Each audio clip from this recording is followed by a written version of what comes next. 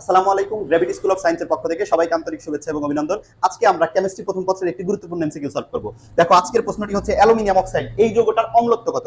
কোন যৌগের অম্লত্ব বের করতে গেলে আমাদের কি করতে হয়? একটা অম্ল বা অ্যাসিডের সাথে বিক্রিয়া করতে হয়। এবং অ্যাসিড কোনটা নিব? আমরা অ্যাসিড নেওয়ার ক্ষেত্রে অবশ্যই একটু টিক্স খাটাবো, সেটা হচ্ছে হাইড্রোজেন আয়ন আছে, একটা আছে, এরকম আমরা অ্যাসিড নিব।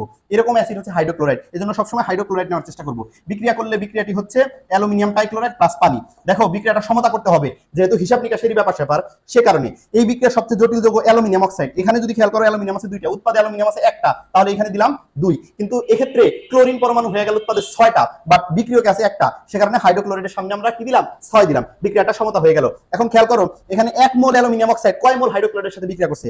6 মোল হাইড্রোক্লোরাইডের সাথে বিক্রিয়া করছে। অতএব অ্যালুমিনিয়াম অক্সাইড এই যৌগটির অম্লত্ব হচ্ছে 6। অ্যালুমিনিয়াম অক্সাইডের অম্লত্ব কত? 6। তাহলে আমরা দেখে নিচ্ছি আজকের রাইট অ্যান্সার। অ্যালুমিনিয়াম অক্সাইডের অম্লত্ব 6।